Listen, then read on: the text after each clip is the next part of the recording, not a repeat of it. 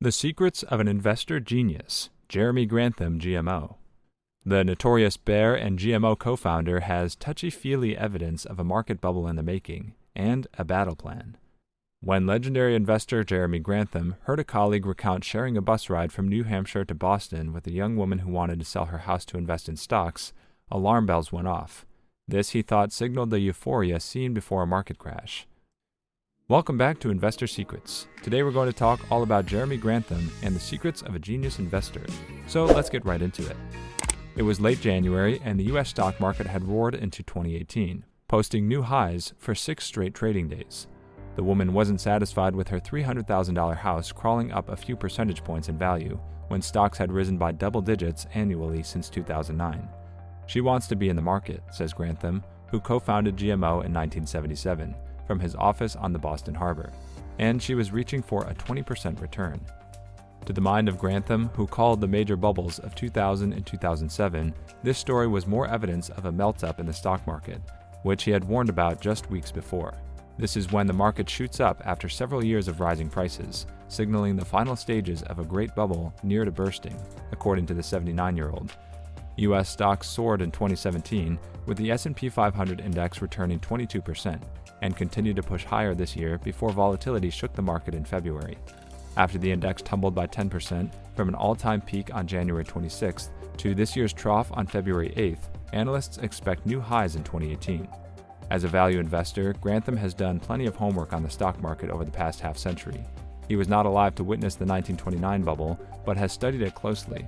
It's true that data can flash warning signals that a bull market is heading for a steep fall, but it's the touchy-feely, the traces of euphoria in ordinary situations that is particularly telling, Grantham says. The stories are more important than the price, he says. Be prepared for the fact that the market can break your heart on the upside. The psychology of a bubble can be incredibly painful for asset managers with careers at stake, according to Grantham. In normal times, it's reasonable to believe clients are concerned about how well a manager can handle a downturn. But in a bubble, forget it, he says. Clients care much more about underperforming all their friends on the golf course. Grantham, GMO's chief investment strategist, has decades-long grasp of markets to inform his bets. His office on Rose Wharf, with its art, its sofa, and a balcony looking out to the harbor, has a lived-in feel, redolent of history and study. Newspapers are spread about the room, and beyond his desk are several sculptures, including a Buddha. A photograph of the destruction left by Boston's Great 1872 fire leans against one wall. In a melt-up, it's easy to stand out for lagging performance. While everyone is bragging about their gains, sitting on a pile of cash can cost asset managers their clients. So many managers stay invested. They're leaping around with great energy comparing notes, says Grantham.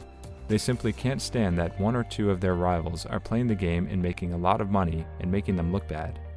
When stocks plummet, the situation is markedly different. Everyone becomes catatonic, trying to avoid discussing how much they lost, he explains. No one gets fired in that moment. Clients wait until the event concludes before sorting through what happened. Grantham warned in a January 3rd letter that, in his very personal view, investors should brace for a melt-up in the near term. Prudent preparation for a downturn will take a psychological toll, he notes. Know how much pain you can stand because the average client is going to lose patience. The market, instead of going down, not only goes up, but goes up at a faster rate than normal, he says. You're going to feel dreadful. 70% of fund managers view the global economy as late cycle, the highest level since January 2008, according to a Bank of America Merrill Lynch survey conducted in early February. These managers expect, on average, an S&P 500 peak of 3,100. The index, which measures the performance of large U.S. companies, has largely recovered from its early February drop. We thought a pullback would be normal, says Jill Carey Hall, an equities strategist with Bank of America Merrill Lynch. Since 1930, the U.S. stock market has fallen by at least 5% 3 times a year on average, she says, noting that such a drawdown hadn't previously happened since June 2016. U.S. stocks haven't looked cheap. Before their plunge, the S&P 500's 12-month forward price-earnings ratio traded around a 15-year high of more than 18 times, according to Hall.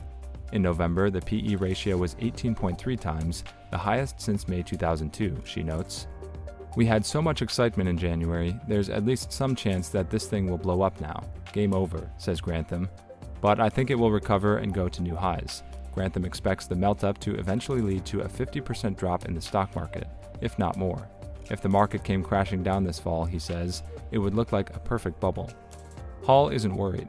Bank of America strategists expect the S&P 500 to finish 2018 at 3,000, she points out.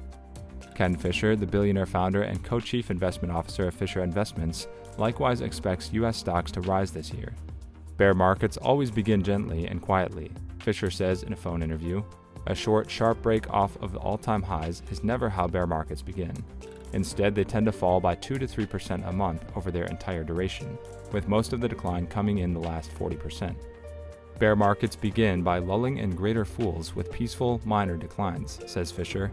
Nobody gets lulled by what just happened. Founded in 1979, Fisher Investments manages about $100 billion for high net worth clients and institutional investors globally. Just under half of the Camas, Washington-based firm's assets are tied to institutional clients. Fisher hasn't seen broad euphoria, suggesting that big, bad, terrible thing, so it's higher prices ahead. He would also expect a major pickup in initial public offerings before potential collapse. The market reflects how comfortable and confident investors feel, Grantham says. Their confidence is tied to inflation, they hate it, profit margins, they love them large, and the pace of growth in gross domestic product. The U.S. has been working well on all three fronts, he says, with very low inflation, record corporate profits, and steady, not too rapid GDP growth. Though inflation has remained stubbornly low in the wake of the 2008 financial crisis, recent signs point to a rise. The U.S. saw its fastest wage growth since 2009 in January, up 2.9% from a year earlier, according to a February 2nd Labor Department report. The drop in U.S. stocks steepened after the announcement.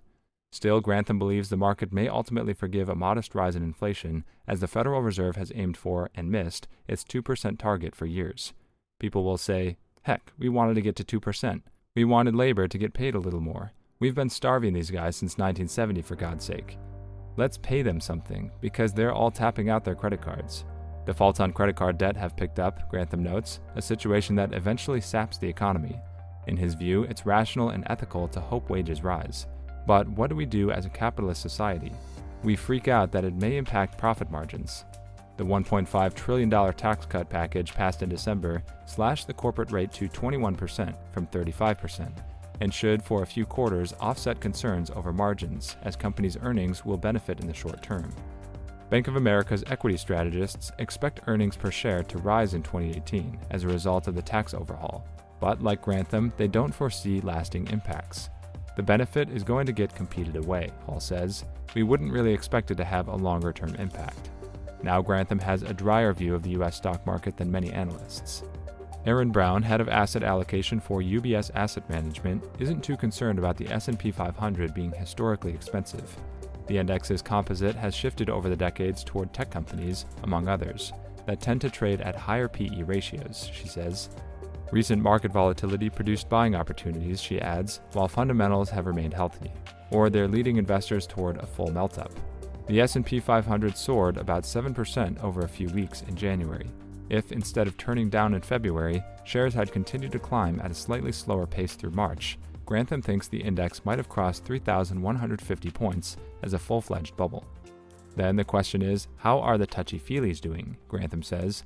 If they kept advancing like January, they'd be magnificent in 2 months. If you guys enjoyed this video or think it was valuable, then don't forget to hit the thumbs up, subscribe to our channel, and hit the bell icon to get notified first. Also, feel free to let us know your thoughts about the next video in the comments section down below. See you soon. Bye.